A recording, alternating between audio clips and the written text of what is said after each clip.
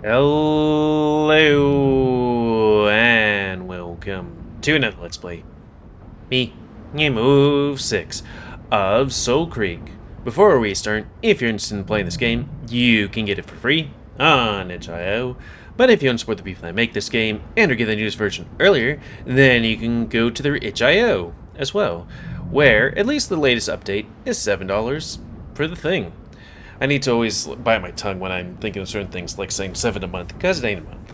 So, in the last Let's Play, we went deeper into the Blackzone, where we found more civilization-ish, well, the remnants of it, and the main character is feeling unusually angry. I'm not sure if it's an effect of the Blackzone. It probably is, though it could also be just him being, like, feeling emotions because of lost memories or something. Who knows? But anyways, we separated again in this warehouse where I found a trail of fertilizer going to a place where we found it. There are sugar cooks here, and we're currently in the midst of fighting them. Oh, and Bite is helping us, but, yeah, we might be a little bit overwhelmed with there being 3 of them, and them being bigger and stronger and all that stuff. So, reset our face, and continue. Bite's reflex boost kicks in just in time as his code snaps into sync with my mind. I don't want to hurt them, but we're gonna have to fight again.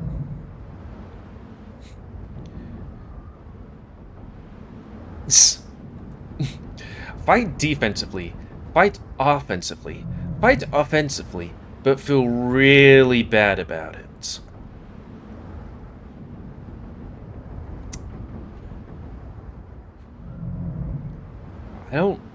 I mean,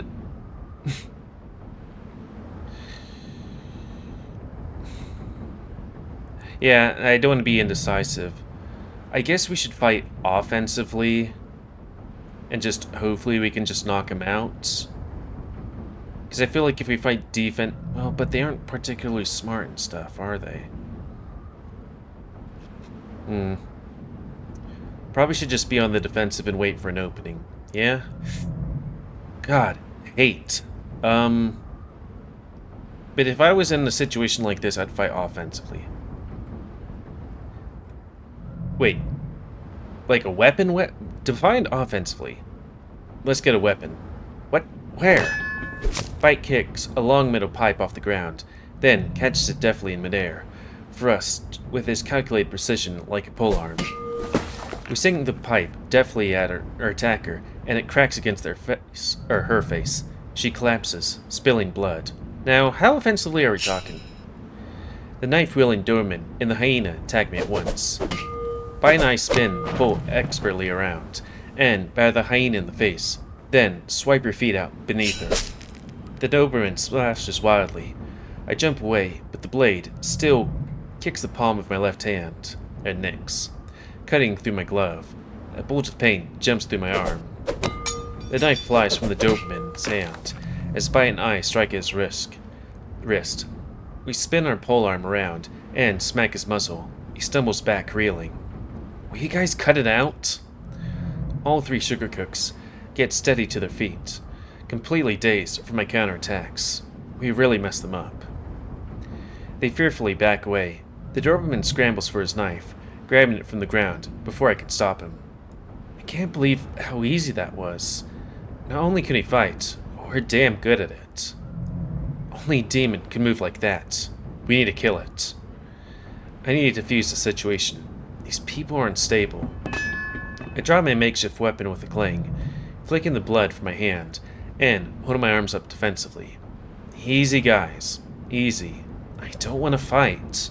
Just tell me what you're doing out here.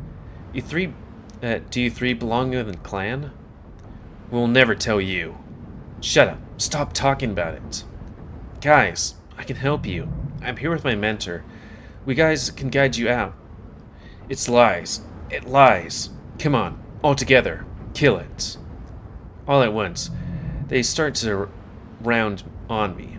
By tonight, ready ourselves to fight again. Stop. Loken's assertive, low voice booms from the wall to wall, shattering the resolve of the sugar cooks. He approaches them from behind. They whirl around and stare. each one of them turning to a statue at the side of him. I'm reminded of the day I first met Loken. It's the exact same scowl, caustic and scathing, a glare of absolute disdain. Move away from the human. I wince. This could get ugly, and I don't want anyone to get hurt. More so.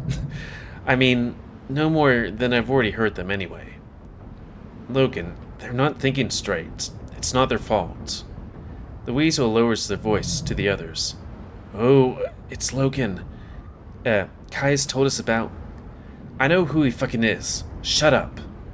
Loken's eyes widen. You were with, Kai's clan?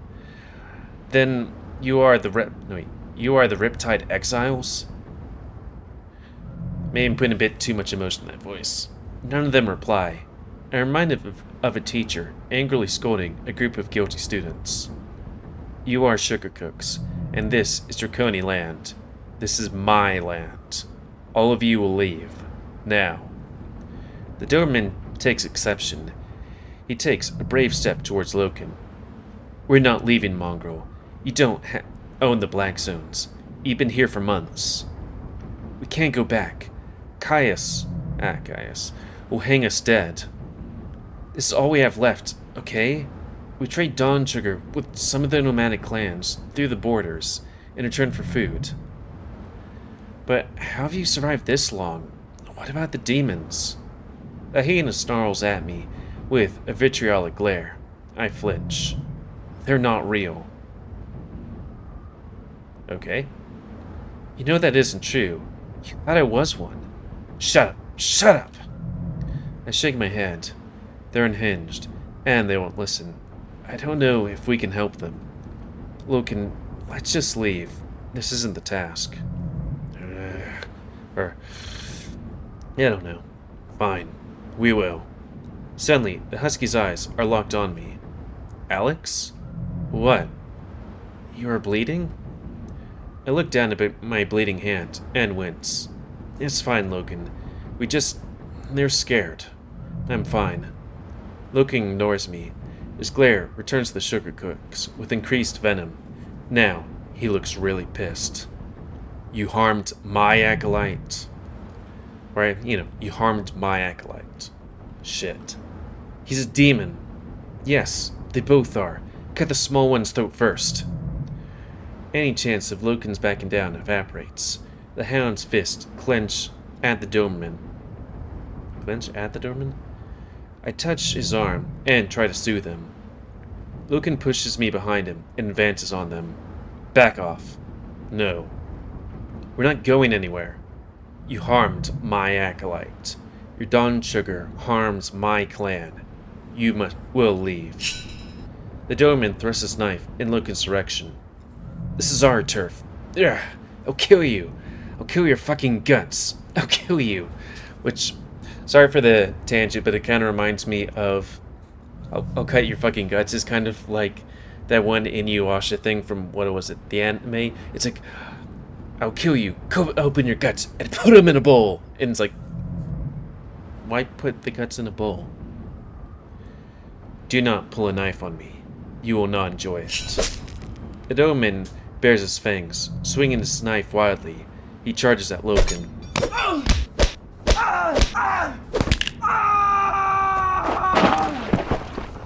Loken, stop! The Hound's assault is brutal and utterly without compromise. He gives the Doberman no mercy. I push past Loken and plant both my hands on his chest, pushing the husky back with all my might. You made your fucking point! Stop it! He guiltily keeps his eyes away from me. I turn to see the Doberman's condition, and my blood turns cold. I've never been exposed to violence like this before.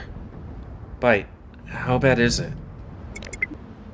Oblique fracture in humerus severe. Humerus, or posterior shoulder dislocation, dental intrusion on the 7th teeth, and the loss of 4 others. Severe fractures of the mandible, xenocromamaxillary, center, and orbital zones. Estimated recovery time with primitive treatment, 5 to 6 months. I can guide you through some immediate treatment options if you want to help him. The others rush to the fallen companion, attempt to get him to his feet. Doberman is barely conscious, only howling in pain when they nudge his shattered arm.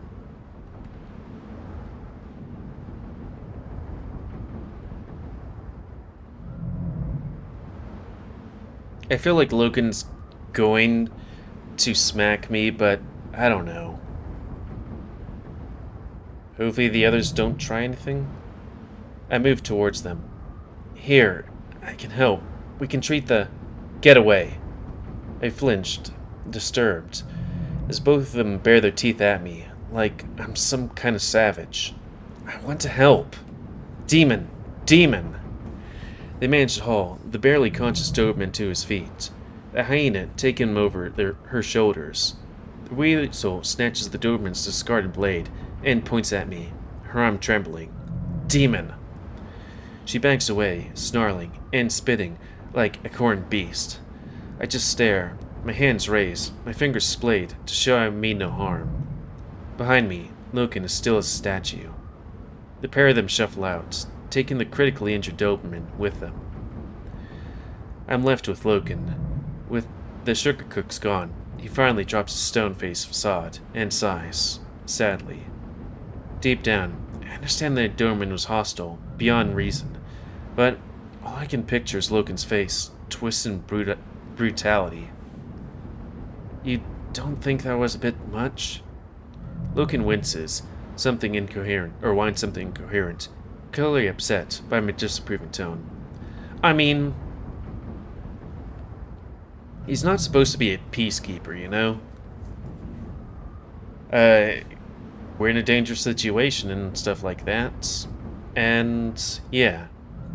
The thing is, I'm being like, hey, I mean, he might know how much to, incapacitate him, but I don't know. Whatever. Politics. He attacked. You could have just disarmed him or something. You acted like a cop back there. Okay, there we go. We could have walked away. They would have followed. There were sugar cooks. Dawn Sugar's dangerous. This isn't about Dawn Sugar. Soon as you saw I'd been cut, you wouldn't back down. This is you being overprotective again. He snarls. No, this was reasonable action. You've not dealt with those afflicted by the Blackzone before. They would have followed us. They would have killed you, and then me. They would have harmed others. You must be ruthless, Alex, if you want to survive this path. I feel like with, the main screen of the 10th update, it's like, yeah, I feel like that's the path we're going. The ruthless path. Because we don't exactly look like guys that, gone through things nicely. When they're this far gone, violence becomes their mother tongue. I don't know, Loken. Maybe you did the right thing, but you could have just disarmed him, and... He stares at me expectantly. After all the compassion I've given him... after all the compassion I've seen in him, this is just a darker, violent side I didn't want to think about. Maybe I'm just being naive. That guy was trying to kill him. This world isn't going to be all sunshine and roses. You just scared me, okay? I've never seen anything like that, let alone from you. The husky's ears flatten backwards. He looks away. I did not mean to frighten you. I am sorry. I did not enjoy doing that. He suddenly winces, flexing his shoulder painfully. I frown and look down at his paws. His left one is pretty bloodied up. I'm not sure if it's his blood or the Doberman's. I sigh. Paw. Paw, give it to me. I am fine. I narrow my eyes, finally sick of his stubbornness. Give me your fucking paw. Now. Loken seems really surprised at my assertiveness. He sheepishly holds his huge mitt out for me. I take his paw in both hands, with the knuckles facing upwards. I run my fingers through his silky smooth, blooded pelt. His bite scanned. There's some nasty skin damage where his knuckles hit those teeth. He'll be okay, but we shouldn't disinfect the wound.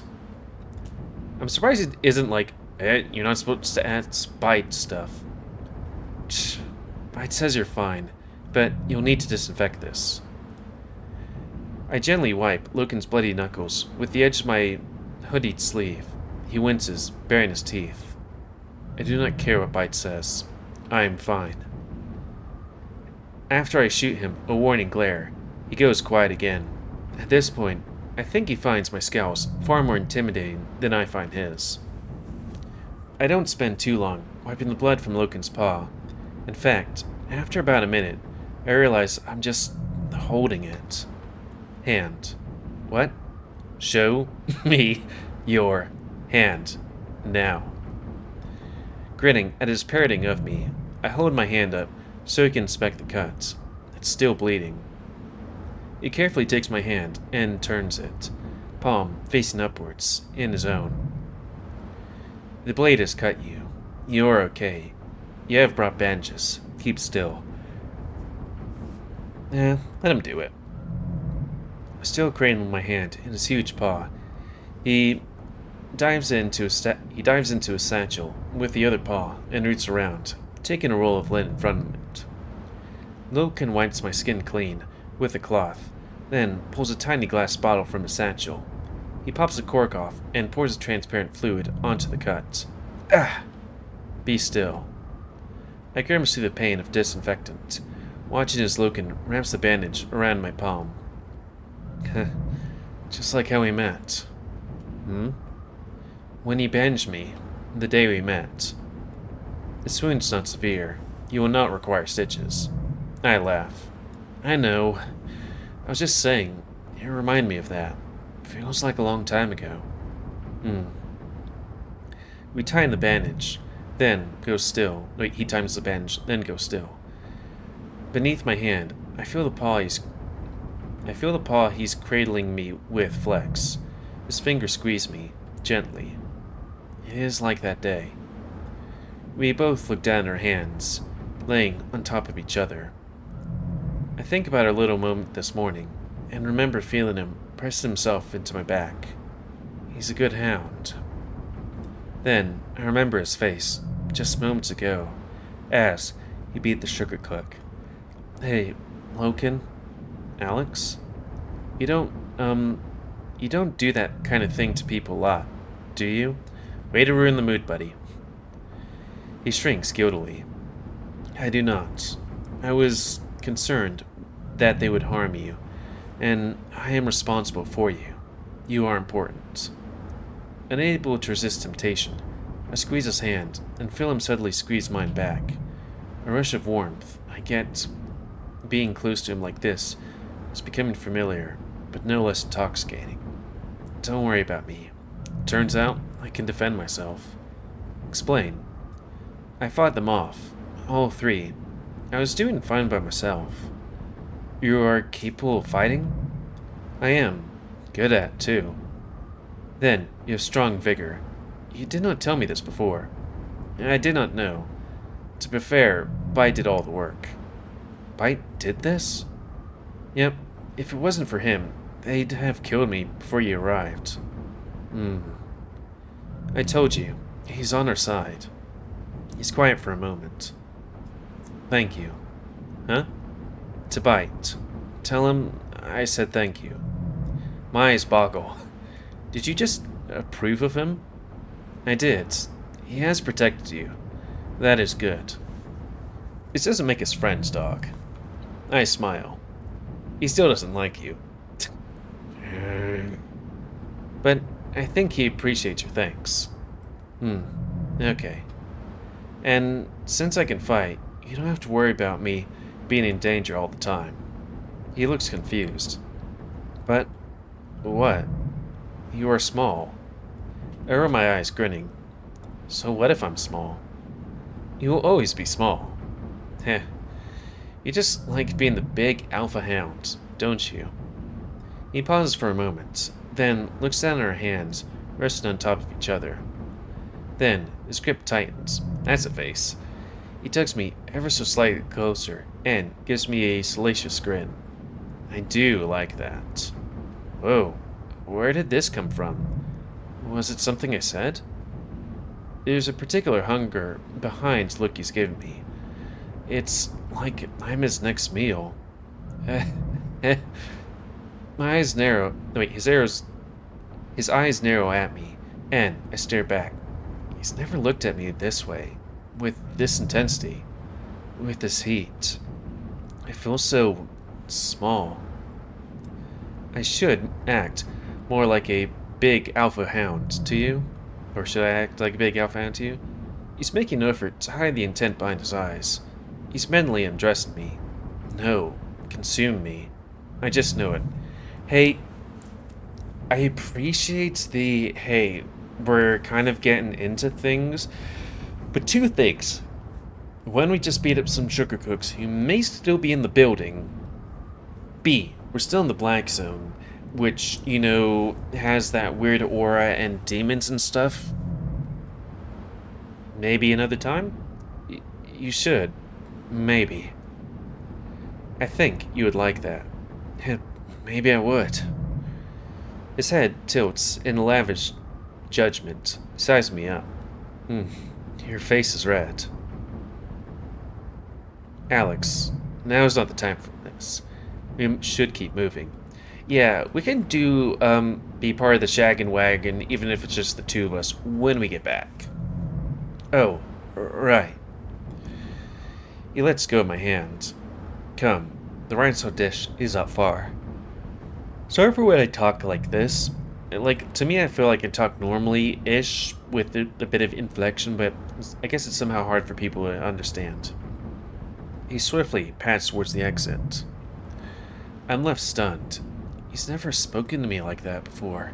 It was charged, heated, and electric.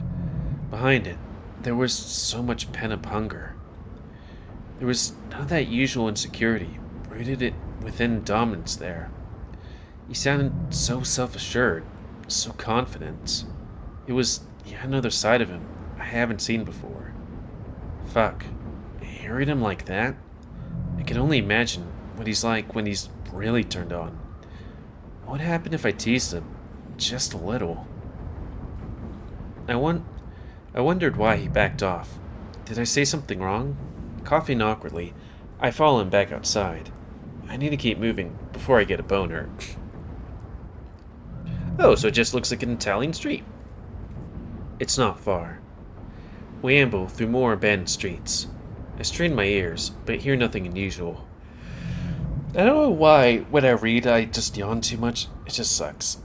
There's no sign of sugar cooks who fled from us. We're alone.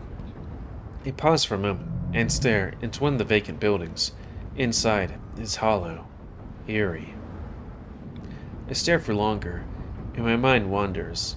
Idly, my hand fumbles with the music box in my pocket.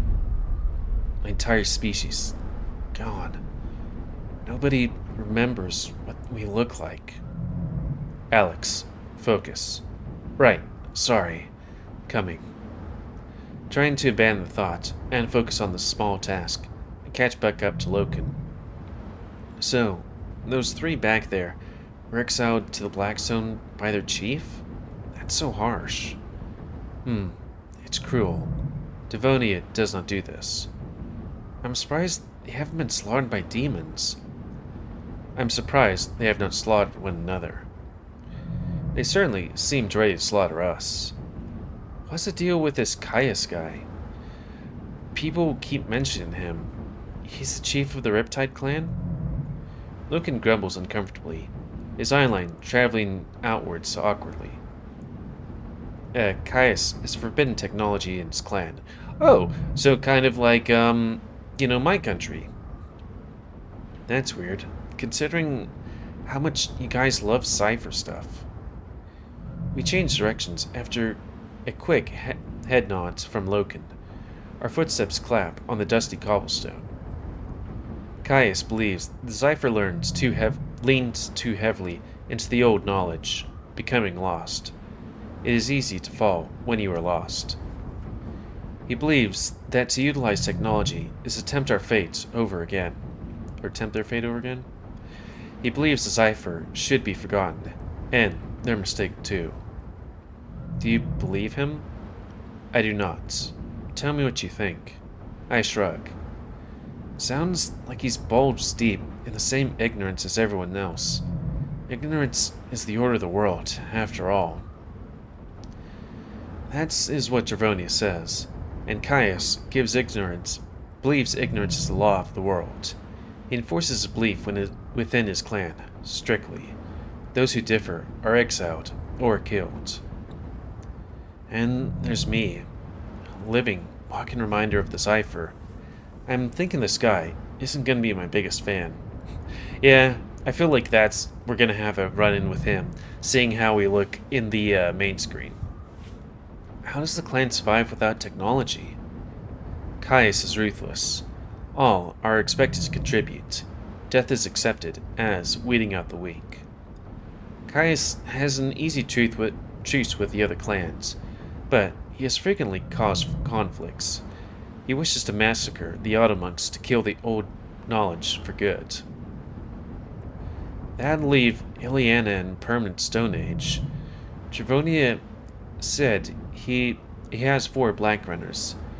What's the use of him if he doesn't want salvage? Salvage is still useful to trade. Caius simply does not use it himself.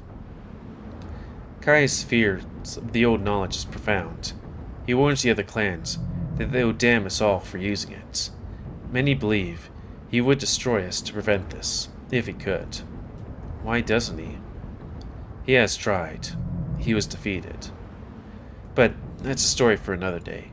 We have arrived at the rhinestone dish.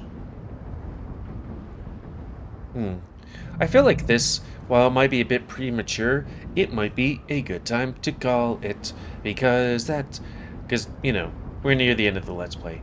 So, comment, because we like comments, tell me what you like, dislike, tips, tricks, otherwise. If you like my YouTube and would like to see it grow, then please like, subscribe, and check out other videos to help it grow.